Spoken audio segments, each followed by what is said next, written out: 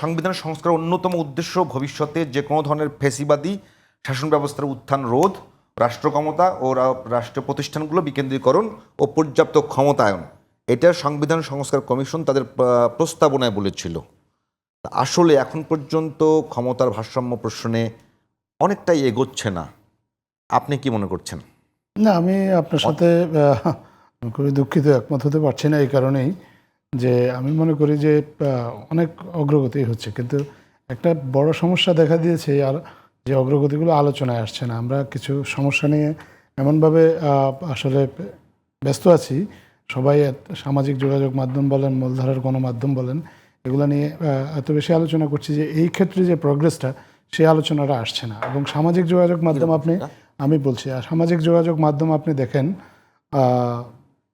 এত মানে কিছু কিছু ক্ষেত্রে পরিবেশটা একেবারে টক্সিক করে রাখা হয়েছে এবং এত বেশি ডিসইনফরমেশান, যাতে মানুষও আসলে বুঝতে পারছে না যে কোনটাতে অ্যাক্ট করবে আর কোনটাতে রিঅ্যাক্ট করবে। গতকালকের ঘটনাও যদি আপনি দেখেন যে সামাজিক যোগাযোগ মাধ্যমে ছড়িয়ে দেওয়া হলো যে অনেক জায়গায় নাকি বিএনপি অফিসে আগুন দেওয়া হচ্ছে, কেউ কেউ আবার এক জায়গায় একটা দিল, পুরোনো একটা ছবি এনে দেখানো হচ্ছে যে শহীদ রাষ্ট্রপতি জিয়া রহমানের ছবিতে অবমাননা করা হচ্ছে। তো এটার ফলে যারা সাধারণ বিএনপি নেতাকর্মী, স্বাভাবিকভাবে তাদের সেন্টিমেন্ট লাগার কথা, তারা যখন এ ধরনের কিছু দেখবে তাদের সেন্টিমেন্ট আহত হবে, তারা এটা নিয়ে রিঅ্যাক্ট করবে।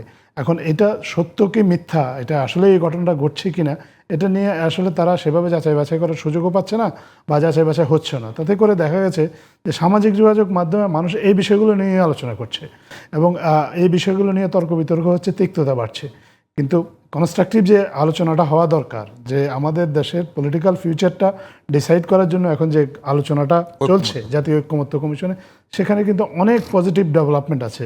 আজকেও দেখেন সেখানে 3টা পজিটিভ ডেভেলপমেন্ট আছে যেগুলো আমাদের জাতির রাজনৈতিক ভাগ্যের সাথে সরাসরি সম্পর্কিত, কিন্তু আমরা এই আলোচনা অনুষ্ঠানে সেটা নিয়ে আলোচনার সুযোগই পাইনি। সেটা নিয়ে আলোচনা হয়তো খুব বেশি সুযোগ পাবো না, আপনি হয়তো আমার জন্য পাবেন, সেক্ষেত্রে 1-2 মিনিট বরাদ্দ রাখবেন, কিন্তু আমরা অন্য একটা বিষয় নিয়ে আমরা আলোচনা করছি। কিন্তু আজকে দেখেন আমাদের প্রধান বিচারপতি নিয়োগ নিয়ে আপনার রাজনৈতিক দলগুলোর মধ্যে একটা ঐক্যমত্য হয়েছে, এটা একটা বিশাল অগ্রগতি। আমার দেশে আপনার প্রধান বিচারপতি কে হবেন এই বিষয়ে যদি রাজনৈতিক ঐক্যমত্য থাকে, তাহলে আপনার অনেক রাজনৈতিক সমস্যার এর মাধ্যমেই সমাধান হয়ে যায়। সো এটা নিয়ে আমাদের দেশের রাজনৈতিক দলগুলো ঐক্যমত্য হয়েছেন। আবার জরুরি অবস্থা কিভাবে জারি করা হবে সেটা নিয়েও কিন্তু একটা ঐক্যমত্য এসেছে। আপনি দেখেছেন বিভিন্ন সময়ে বিভিন্ন গোষ্ঠী জরুরি অবস্থা জারি করে জনগণের অধিকার হরণ করেছে, জরুরি অবস্থা জারি করে, কারফিউ জারি করে, শুট এট সাইট করে মানুষকে গুলি করে পাখির মতো মারা হয়েছে। যে এই যে পরিস্থিতিগুলো উদ্ভব হয়েছে, তো ভবিষ্যতে যদি কোনো ধরনের রাজনৈতিক সংকট দেখা দেয়, জরুরি অবস্থা সরকার যাতে ইউনিল্যাটারালি ডিক্লেয়ার না করতে পারে। আজকে একটা রাজনৈতিক ঐক্যমত্য হয়েছে যে সেখানে সংসদে বিরোধী দলের প্রধান তিনি ক্যাবিনেট মিটিংয়ে উপস্থিত থাকবেন, সেই ক্যাবিনেট মিটিংয়ে, যেই ক্যাবিনেট মিটিং জরুরি অবস্থা জারির বিষয়ে সিদ্ধান্ত নেবেন। দ্যাট মিন্স দেশে কোনো জরুরি অবস্থা জারির মতো যদি সিচুয়েশন তৈরি হয়, সেখানে সরকারি দল এবং বিরোধী দল যারা, সবার এক ধরনের বক্তব্য থাকবে, এক ধরনের রিপ্রেজেন্টেশন থাকবে। This is a huge political development in the context of Bangladesh, but unfortunately we could not discuss this, not in the main stream media, not even in the social media. আজকে যদি আমাদের সোশ্যাল মিডিয়াতে এই ধরনের disinformation দ্বারা বিভ্রান্ত না হতো, তাহলে কিন্তু মানুষ এইটা নিয়ে আলোচনা করতো যে এই সিদ্ধান্তটা কি সঠিক হলো কি ভালো হলো। রাজনৈতিক নেতারা যদি কোনো ভুল করে, মানুষের সুযোগ থাকতো মানুষ সেই ভুলটাকে ধরিয়ে দেওয়া। রাজনীতি আগামীকাল যখন আবার ঐক্যমত্য কমিশন আলোচনা করবে, তখন এই সিদ্ধান্ত পুনর্বিবেচনা করার সুযোগ থাকতো। কিন্তু আনফর্চুনেটলি আমাদের এই বিষয়গুলো নিয়ে আলোচনা হচ্ছে না, যে কারণে আপনিও বলছেন যে তেমন কোনো অগ্রগতি হচ্ছে না, কারণ আপনিও as a journalist occupied with something that is not very constructive.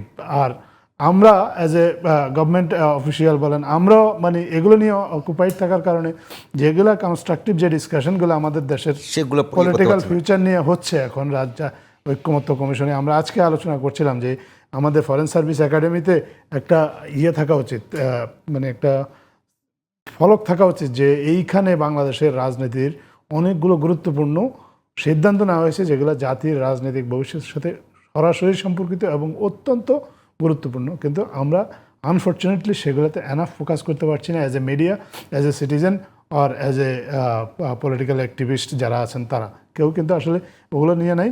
নেতারা আসছেন, তারা কথা বলছেন, কিন্তু কর্মীরা ব্যস্ত আছেন অন্য সব বিষয় নিয়ে, যেগুলো রাজনৈতিকভাবে হয়তো অত গুরুত্বপূর্ণ না, কিন্তু রাজনৈতিকভাবে এই গুরুত্বপূর্ণ বিষয়গুলো নিয়ে আমি মনে করি যে আমাদের আরেকটু ফোকাসটা বাড়ানো উচিত, তাহলে রাজনৈতিক নেতারাও যদি কোনো ভুল করে থাকেন তাহলে পলিটিক্যাল ফিউচার নির্ধারণে জনগণের ভূমিকাটা বাড়বে। আর আদবে তত্ত্বাবধায়ক সরকার ব্যবস্থা নিয়ে কোনো অগ্রগতি আছে কিনা? তত্ত্বাবধায়ক সরকারের ব্যবস্থা নিয়ে আজকে একটা আলোচনা শুরু হয়েছে। মূলত তত্ত্বাবধায়ক সরকার থাকবে, তত্ত্বাবধায়ক সরকার প্রয়োজন, এটা নিয়ে তো দ্বিমত করার কোনো মানে কেউ নেই। এমনকি পালিয়ে যাওয়া শক্তি যারা তত্ত্বাবধায়ক সরকারকে গলা টিপে হত্যা করেছিল, তারাও কিন্তু এখন তত্ত্বাবধায়ক সরকারের পক্ষে কথা বলা শুরু করেছে। এটা নিয়ে তত্ত্বাবধায়ক সরকার দরকার, এটা নিয়ে কারো কোনো দ্বিমত নাই। তত্ত্বাবধায়ক সরকারটা কিভাবে হবে, কোন ব্যক্তি তত্ত্বাবধায়ক সরকার প্রধান হবেন এবং তাকে কীভাবে বাছাই করা হবে, এটা নিয়ে আলোচনাটা আজকে শুরু হয়েছে। এখানে অনেকগুলো রাজনৈতিক নেতা আছেন, আজকে বক্তব্য দিয়েছেন।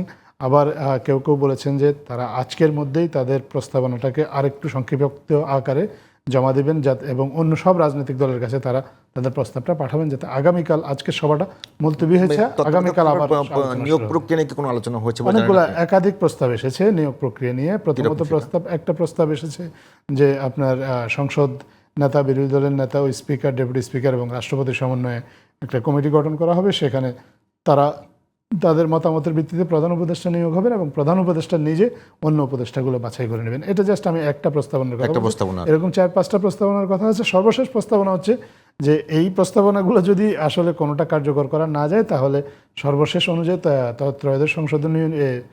পঞ্চদশ সংশোধনীতে যেটা আপনার তত্ত্বাবধায়ক সরকার যে রায়টা দিয়েছে, সেই রায় অনুযায়ী, রায়ের নির্দেশনার আলোকে তত্ত্বাবধায়ক সরকারের প্রধান নিয়োগ হবে। সো এগুলো নিয়ে আলোচনা করার সুযোগ আছে, ডিবেট করার সুযোগ আছে। আমরা আশা করি আগামীকালকে সেই ডিবেটটাও হবে এবং আমরা সবার কাছে আহ্বান জানাবো, দেশের মানুষের কাছে, যে আপনারা খুব তীক্ষ্ণ নজর রাখেন এই ডিবেটটার দিকে, কারণ আপনাদের পলিটিক্যাল ফিউচার এটার মাধ্যমে নির্ধারিত হবে এবং এটা বাংলাদেশের রাষ্ট্রীয় টেলিভিশন সরাসরি সম্প্রচার করছে। সো কোনো মানুষের যদি সুযোগ থাকে এবং হাতে পর্যাপ্ত সময় থাকে, তারাও কিন্তু এটা মনোযোগ দিয়ে লক্ষ্য করতে পারবেন এবং তারা রাজনৈতিক নেতাদের যে অবস্থান সেটার বিচার বিশ্লেষণ করতে পারবেন এবং যাতে এটার আগামী নির্বাচনেও এটা যাতে একটা রিফ্লেকশন থাকে। আমরা চাই যে এই কনস্ট্রাকটিভ রাজনৈতিক যে আলোচনাগুলো হচ্ছে এটা হোক, চলতে থাকুক, এটা নিয়ে মানুষ মতামত দিতে থাকুক।